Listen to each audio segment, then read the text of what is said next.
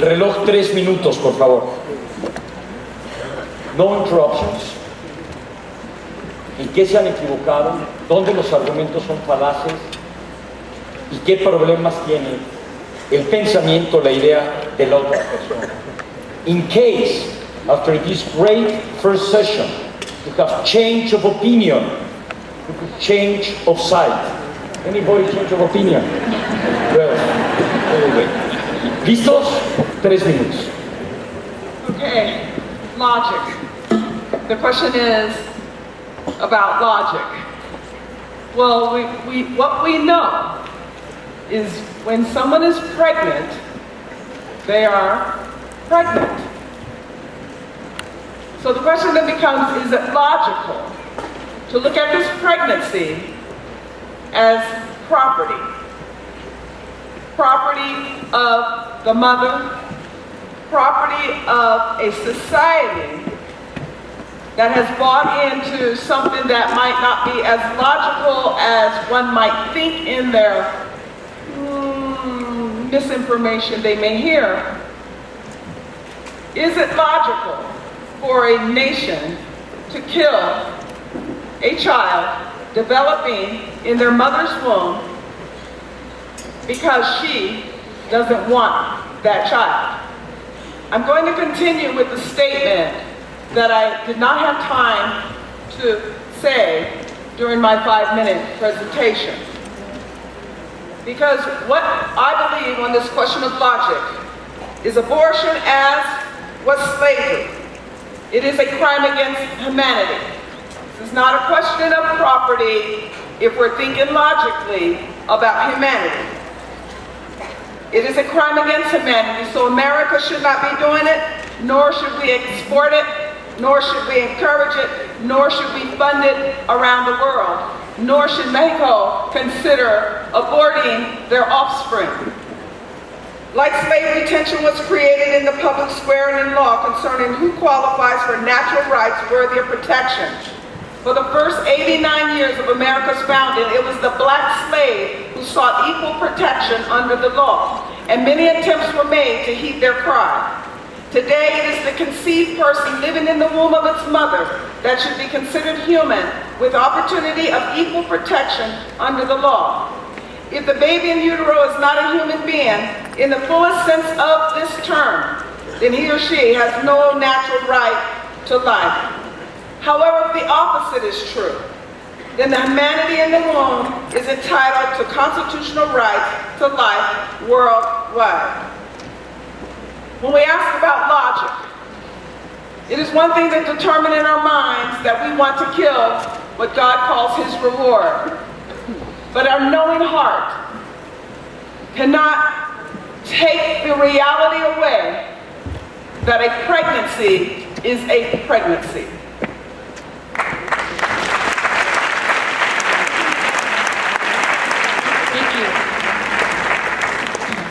I'm not here to invalidate anybody's personal experiences. We all have stories. But I did want to tell you a little bit about some of our patients and some of their stories. You see, Planned Parenthood serves millions of patients each year in the United States, and we offer all kinds of services from sexually transmitted disease prevention and treatment, to abortion, to birth control, to care for transgender folks. We provide a full spectrum of reproductive health services, and that is something that I'm so proud to be a part of. Our doctors, our nurses, our medical assistants meet with patients every day, and the patients keep coming back, and they tell us that they don't regret the medical care that they received, that they are glad. I've had patients tell me that they've managed to be able to go to college because they were able to get an abortion, and they were able to finish school, and they were able to have a career. I've had other patients tell me that cancer was detected early enough because they came to Planned Parenthood and they were able to live. These are the stories of our patients. We offer life-saving services to patients throughout the world, and that is something that we are proud of.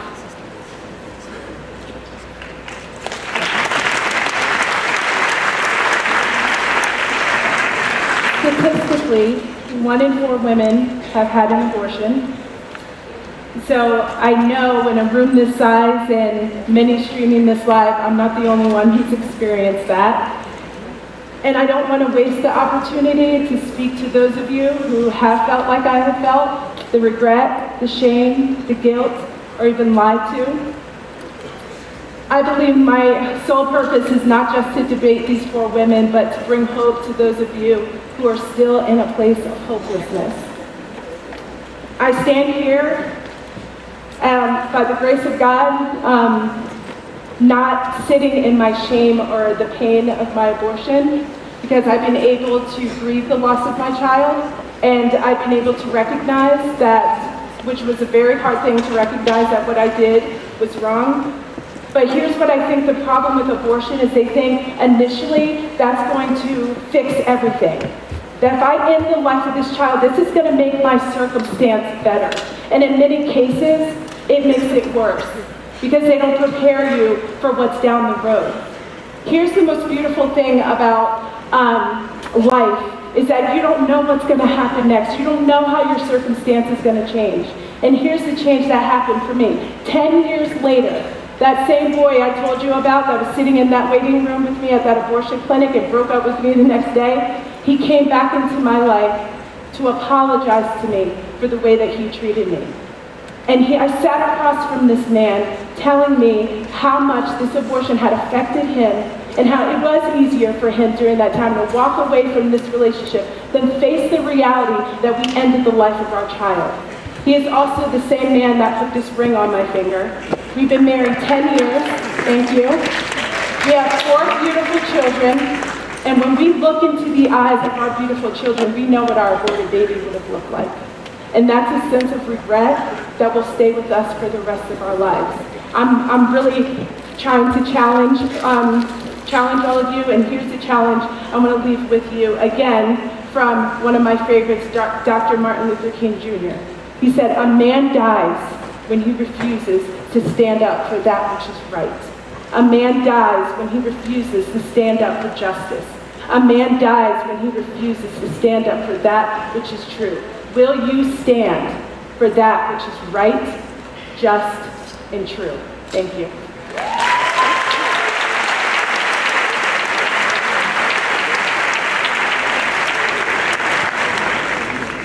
So this is called Crimes Against Logic, but we all have a lot of feelings. And again, everybody's entitled to their feelings. And I don't want to invalidate what anybody feels is right or true. So I heard that abortion is an escape valve from responsibility. But actually parenting or not parenting is a responsible choice that someone can make. I heard that abortion causes emotional scarring, and that's true. Although a lot of studies show that it's not exactly the abortion, it's the circumstances in the person's life that cause them to choose abortion. But if they had to go back in time with the same circumstances, they would make the same decision. And I'm not saying that's everyone's truth. There was also a study in the States, the Turnaway study, that followed, I think, 5,000 women who'd had abortions over several years, and 97% of them did not regret their terminations. I've heard lots of gruesome depictions of abortions and fetuses being ripped limb from limb and blood and clots, and I gotta tell you, abortion is gross. So is heart surgery, an appendectomy. You know, medical procedures are not pretty, which is why they don't let us watch them. Yes, it's gross. We all agree that there should be more supports for anyone who is pregnant, who wants to continue the pregnancy, yes? We should close the gender pay gap, make childcare affordable, affordable housing, healthcare, clean water, all of these things. Yes, let's fight for all of these things, and that's why, as my daughter was growing, I donated every single bit of her kit to a crisis pregnancy center that was helping women who were continuing their pregnancies. I've heard about coercion. Coercion is not pro-choice. Pro-choice people do not think we should force other people to have abortions. And all of the clinics that Abortion Support Network works with are, one of the regulations is they must tell women about all of their options when they are pregnant. There's 3 options. They are parenting, adoption, and abortion. And all 3 of those options are valid.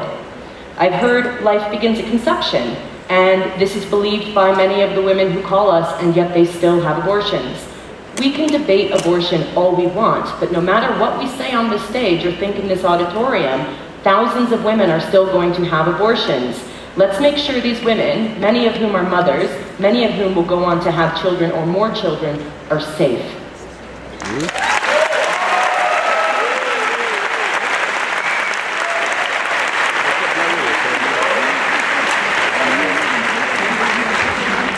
Bueno, decir que el aborto es un derecho de salud y es un servicio de salud implica dar por supuesto que en el aborto la única implicada es la mujer, y esto no es cierto. No porque yo lo piense, sino porque lo confirman los hechos. Como ha dicho Star, el aborto es un crimen contra la humanidad porque de hecho hay un inocente, cosa que confirma la ciencia, la biología y el propio sentir de la madre. De hecho es bastante paradójico y lógico que una mujer cuando desea seguir adelante con su embarazo se le diga qué bien que tienes un bebé, qué tal va el niño, cómo está, ya es chico, ya es chica, y cuando no desea seguir adelante o simplemente es un grano de arroz, cosa que también me ha resultado bastante paradójica porque ha dicho ¿por qué va a tener más derechos que yo si tan solo tiene el tamaño de un grano de arroz? Espero que el tamaño no condicione los derechos que tenemos porque yo tendría poquitos. Y bueno, también me ha resultado bastante paradójico. Gracias. Me ha resultado paradójico escuchar que es una cuestión de ricos y pobres. Es cierto esto, pero lo que no es cierto es que en el momento en el que se legaliza el aborto, esta diferencia se disuelve, porque lo único que permite eso es a los ricos acceder a un aborto seguro, porque ellos deciden abortar, y a los pobres acceder obligatoriamente al aborto de manera segura. Es decir, no soluciona la situación de pobreza. Como ha dicho Tony, el aborto se vende como una solución al problema de la mujer, pero la realidad es que el problema no es el niño, el problema es la situación en la que ella se encuentra. Es una situación de violencia familiar, de violencia machista, es una situación de pobreza económica, es una situación de falta de apoyo social, y el aborto no soluciona ninguno de esos problemas. Es una falsedad que el aborto los solucione, y por tanto es una falsedad que el aborto ayude a los pobres a dejar de ser pobres, a no ser que consideremos que la solución es acabar con los pobres. Entonces, para dar a luz a un niño pobre, pues mejor no le doy a luz. Cosa que engancha bastante bien con la cuestión de la calidad de vida. Para poder hablar de calidad de vida es necesario hablar primero de vida. Entonces, si yo priorizo mi calidad de vida por encima de la vida de un ser humano que se está desarrollando dentro de mí, entonces, ¿qué pasa con su calidad de vida? ¿No existe?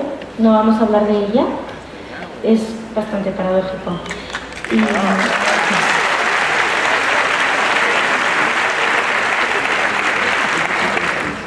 Creo que ya está. Y me gusta escucharte, Mara, porque yo también he donado las cosas de mi hija a asociaciones de ayuda. Creo que son muy necesarios.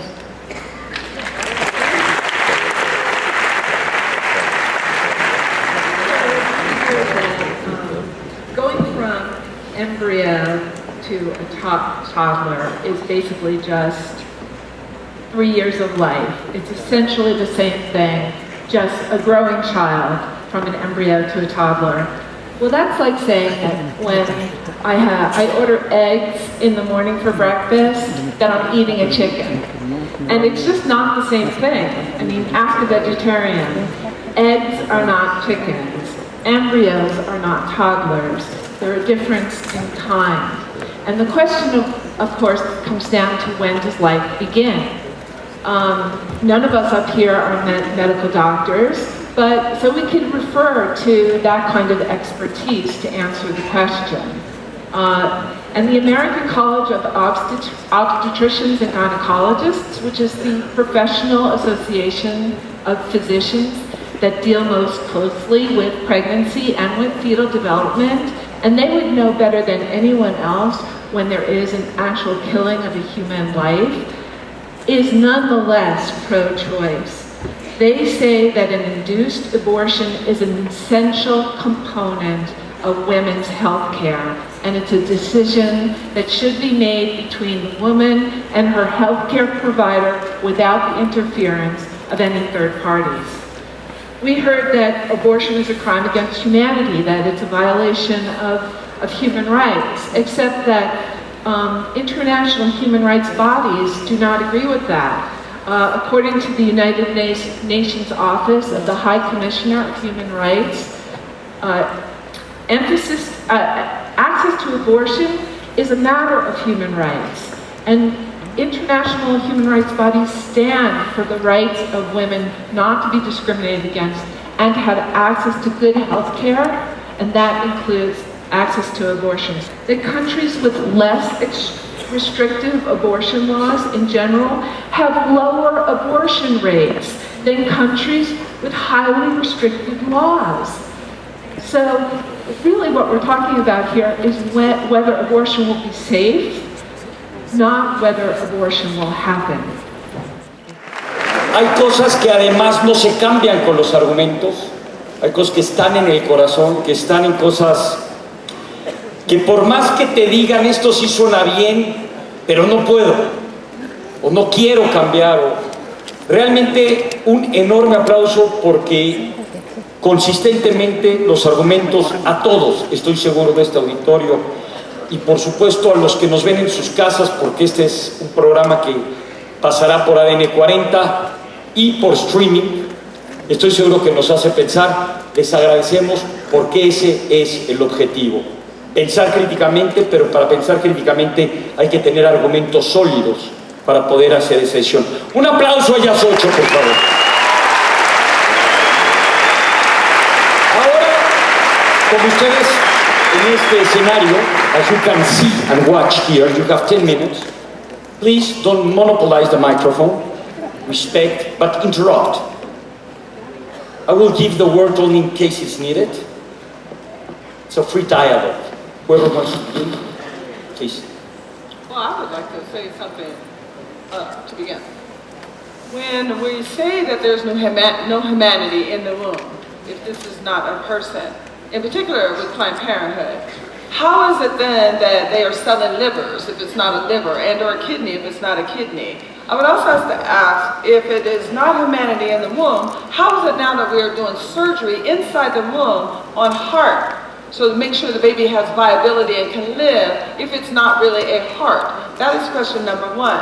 Then question number two, that says that it's just a matter of choice. You don't want an abortion, don't have one.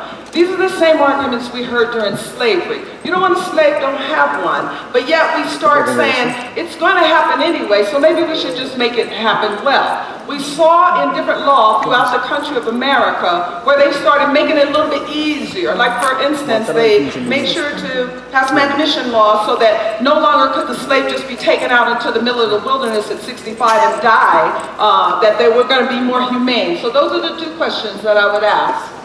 Sure.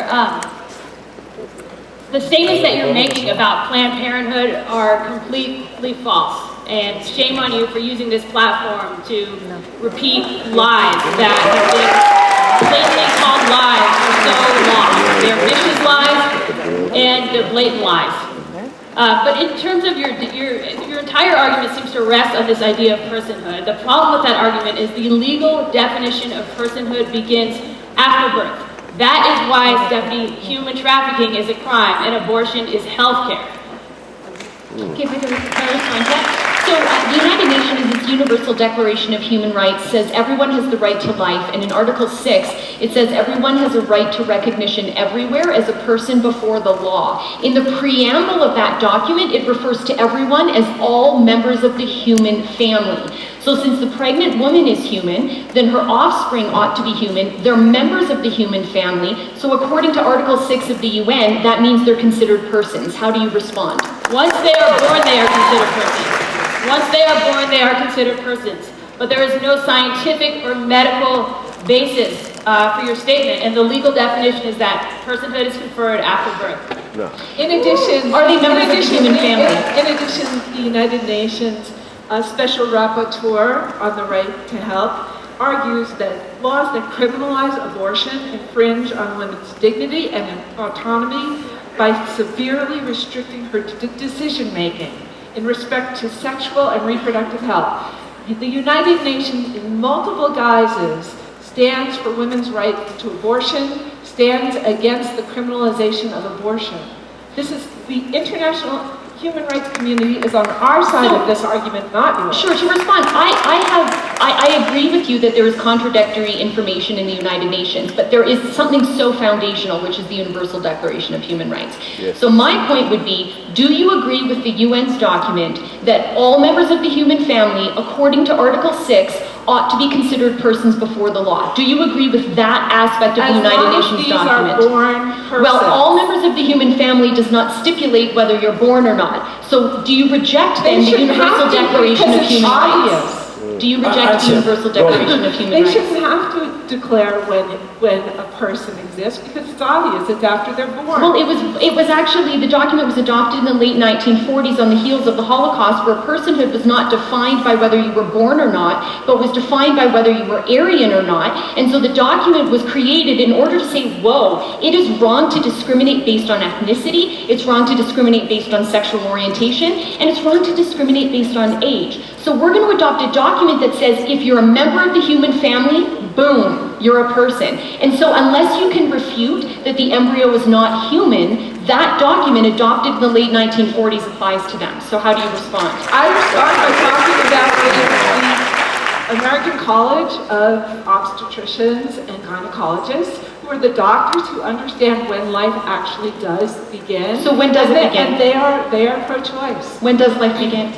Personhood begins. Excuse me, please. I mean, this is a really super interesting debate, this whole where does life begin? And we can ask lots of people and we will get lots of different answers, and there will still be thousands of women getting illegal abortions today. Regarding life, bacteria is also alive. The component that gives human life a sacred thing, and why the debate of abortion goes to that, comes from a dogmatic and religious background. If we take that out of the equation and we just observe life, yes, of course it exists. But let's talk about the origins of consciousness. Let's talk about what makes you human. Because only a heartbeat, someone in a coma can be breathing with machines. Are they alive? Although there's life. What about someone under surgery? If you're under anesthetic, you're not conscious. May I kill someone under anesthetic because they're not conscious in that moment?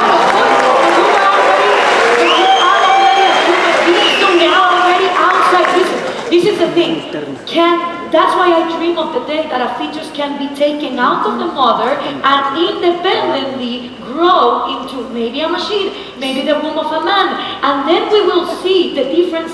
The difference is, yes, it's alive. So are you saying as long as it's in the body, in order to form itself? That's just to understand your position. Are you saying if the child is in the mother's body, it's not a human being? No, a complete human being. Until it's out. Are you saying no, I'm asking. Is an embryo the same as a human being? Are you saying that an egg is the same as a chicken? Well, is that what you're saying? Not all embryos are human. Okay. Dogs have embryos, cats have embryos. Embryo is an age range. Let's move this on. Embryo is an age range. I don't believe in protecting all embryos. One second. Answer, please. All life comes from embryos. If you look at embryos of a cow, of a fish, they look exactly very similar in the first weeks. All life becomes with embryos. The component of sacred life for human, that comes from a religious and dogmatic background that we should question. Would you say that same about slavery?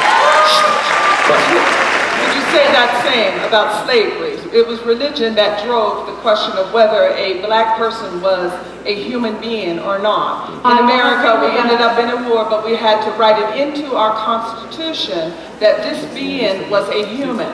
So would you say the same thing about an African, that it is a determination outside of religion whether a government decides whether they are human or not? There are a lot of atheists and agnostic scholars, defenders of liberty all around history, from Hypatia from Alexandria to Socrates, that question slavery because every individual should be an end in himself, not a means for the end of others. And that includes women.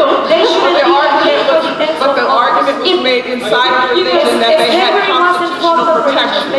Okay, so if it's true true that a human should never be a means to an end, then how can you treat the preborn child as a means? Moreover, if you say the baby, as long as it's in the mom's body, is not a human, then you have to be okay with abortion at 8 months pregnancy, because the baby's in the mom's body, so it's not a human, right? But if we are uncomfortable with late-term abortion, then we're admitting there are times where we acknowledge a child can be in the mother's body, but still a separate individual. How can you treat an actual human life that already exists as a means for something that is a potentiality? Potentiality is not actuality. Okay, what actually exists. So you can't kill it 9 months. That is what actually exists. Let's please discuss reality with reality, not with potentiality. So in 9 months you can kill, then you're saying. So if the baby's still in utero at 9 months, then it's okay for us to kill that child. And in fact, get into your argument that the protection of that child, in America that debate is still being had, whether it is live or not, when it does begin. And we're having aggressive debates about whether in the 9th month, 9th hour, you can abort that child. I would like to know if any of you agree with those included in New York law that now says that the parent can have that child and still kill that child through abortion. Okay, love it. Late-term abortion, my favorite. The fact of the matter is, 90% of abortions happen before 10, 11 weeks of pregnancy, when the embryo is literally like this. Yeah, almost all of them. The abortions that are later happen for very serious reasons, often because the woman didn't have the money to get to the abortion clinic until she was later in pregnancy because of bad law. But generally speaking, the abortions that happen later, after 20 weeks, are either because it's a very young girl who did not know she was pregnant, a woman in an abusive relationship, and if you want to blow your mind, Google reproductive coercion and the things men do to make women pregnant. But you helped women. If someone dies. You've been speaking quite a lot. This is my first time. And then the other thing is,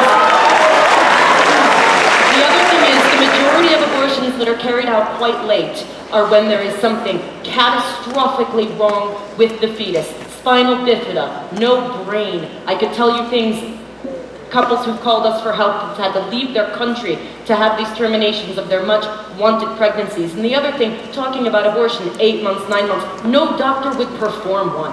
So it wouldn't matter if we wanted one, because no doctor would perform one. It is very rare for any doctor anywhere to perform an abortion after fetal viability has been established.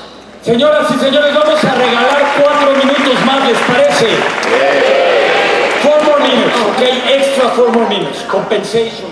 I think we need to now move the debate into what kinds of punishments our opponents think women should suffer when they do have an abortion, because we've heard multiple tragic stories of the women who are on stage who chose to have an abortion. And if it is the killing of a human life, then logically they should have faced life in prison.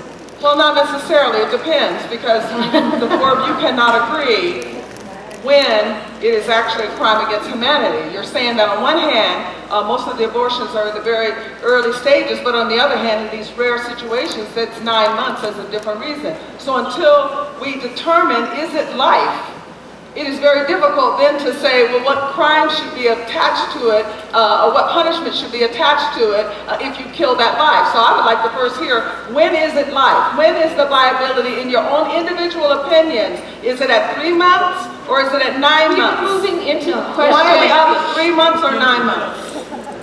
Point and counterpoint. You asked one question, you asked a different one. You all have been saying abortion is killing. It is the killing of a human life, and we are saying if you believe it is the killing of a human life, we're not talking about what we believe, we're talking about what you have been saying. It's a crime against humanity. If you believe it is the killing of human life, what punishment should someone who has an abortion or perform an abortion receive? Well, first of all, you can only have punishments when it's unlawful. Right. So in like my country, for example, Canada, it's not unlawful. You can have abortions through all 9 months of pregnancy, and it's paid for by the government. And you yourself, and she's happy with that. So let's notice this is an abortion at this far along in pregnancy, where babies can survive in the womb, and that's what she was clapping for. There's no such thing as that. I am clapping because abortion is legal in your country, and I believe that it should be legal in every country. Every pregnancy is different. Every pregnancy is different. Some pregnancies are never viable at all. Some pregnancies are viable after 6 or 7 months. Some babies are born premature. It just depends. Every pregnancy is different. That is a medical decision that I defer to expert doctors for. But where do you draw the line then? At what, are you saying through all 9 months? Do you support a law that allows abortion up until birth? I don't draw the line because every single pregnancy is different, and some pregnancies are never viable, and some aren't viable after 8 months. I defer to the medical experts in terms of Planned But what should the law say? And they still You're a haven't answered lawyer. our Should the question. law allow abortions up until the The point of the question child on is the out of the table mother's is body? what should the punishment be?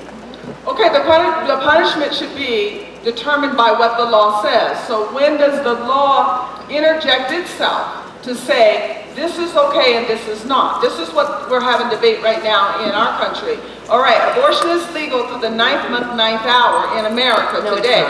It's not. So now we have to ask ourselves, when do we get to say, at the heartbeat, is it now viable? At the brain matter? At the time of, well, one governor wants it after the baby is actually born, and some consider that infanticide. So we can't assign a punishment if we have not determined a crime. So we need to know what is the crime that is being committed that you now want us to assign a punishment. Let me make something clear. If you're ever prosecuted for the abortions that you've had, I have your back. I would defend you. You have the right to have an abortion. I wouldn't What want you your do is defense when wrong. you killing my children. When you say, Tiempo de este diálogo. Enorme aplauso, por favor. Wow, wow, qué debate.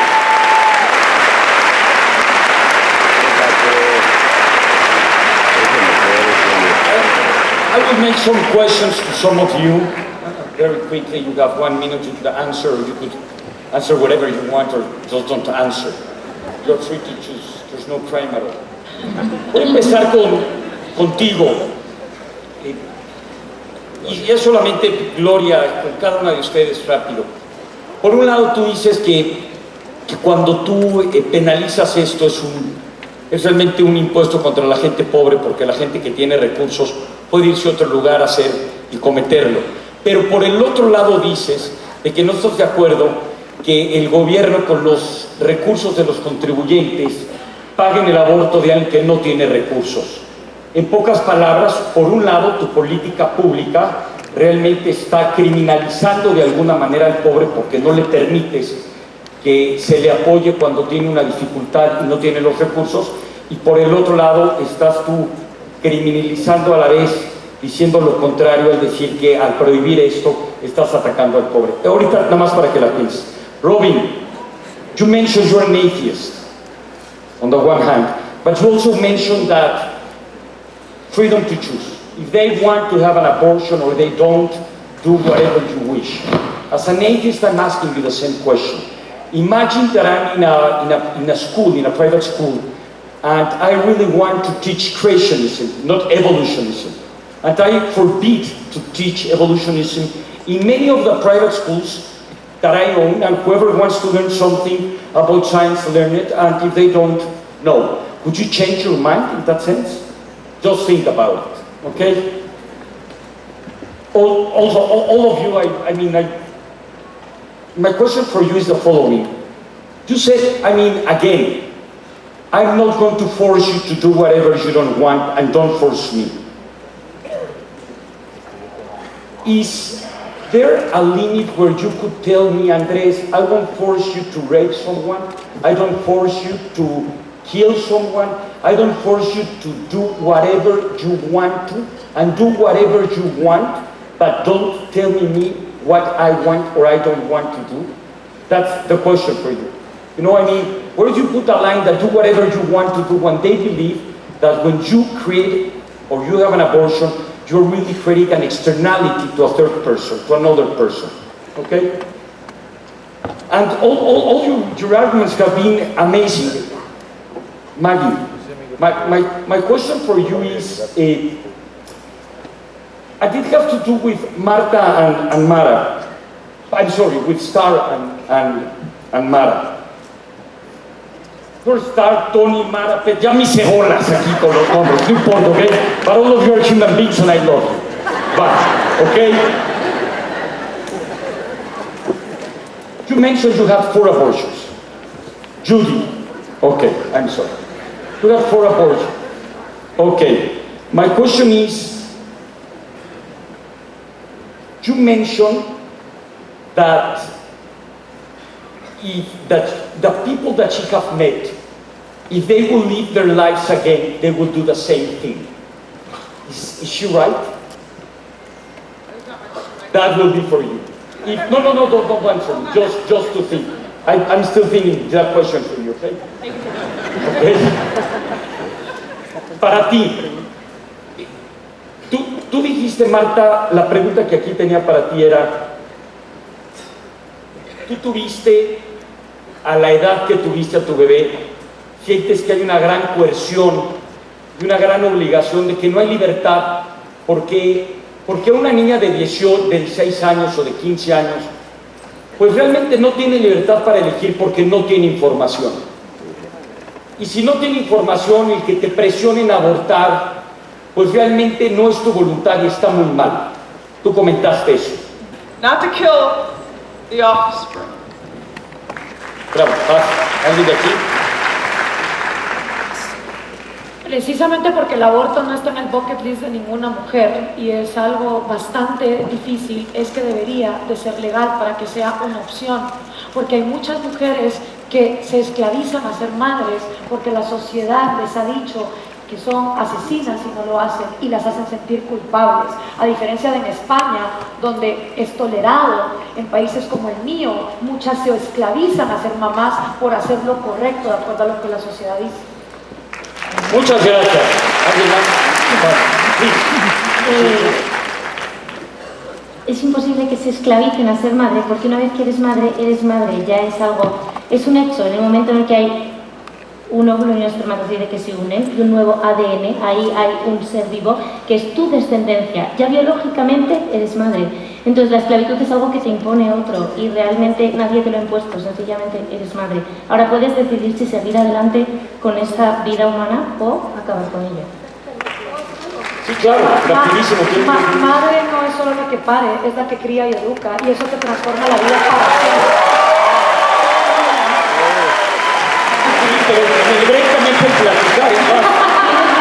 Gloria, pero todo lo biológico tiene una continuación cultural. Ahora, tú puedes continuar biológicamente con tu embarazo porque es un hecho que eres madre biológica y luego puedes decidir no ser la que cría y educa. Precisamente por eso existe la opción de la adopción. Porque para eso sí que eres libre. Por favor. Let me tell you something. If you want to end abortion, you need to invest in comprehensive sex education. You need to make sure that everybody has access to the birth control. You need to fight with everything you've got against sexual abuse and incest and rape and stand up for women. In other words, you should support Planned Parenthood. A ver, ¿tú qué no ha hablado? Tú, please. Is this our conclusion? I'm confused. Yes. This is Yes, our yes, final. this is This is it. Okay, I have something when that Okay. happens. Whoa, I haven't started. No, por favor. Don't worry, give it more, 6 more seconds. So, on one side, that side, no one should ever have an abortion. And on that side over there, outside the building, is everybody pregnant must have an abortion. And we are the middle ground. We are the middle of the argument. Pro-choice is not about is abortion right or is abortion wrong. It is about who gets to make that decision. And I think it is me for me and you for you. Please.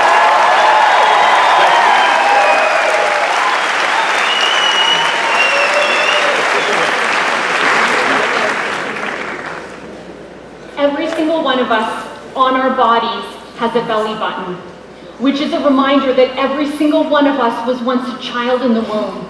We were once weak and vulnerable, and our powerful mothers could have decided to dominate and destroy us by saying, "This is your body given for me."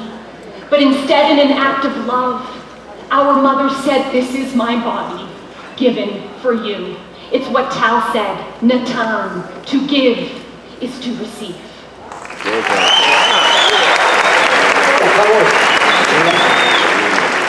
You know, the people who vote pro-life in the United States, they also tend to vote for conservative politicians who are against giving food, shelter, and health care to poor children. They don't really care about children, certainly not live ones. They care about religion. And what religion cares about is controlling women's bodies and punishing them for their sexuality. End of story. Señoras y señores,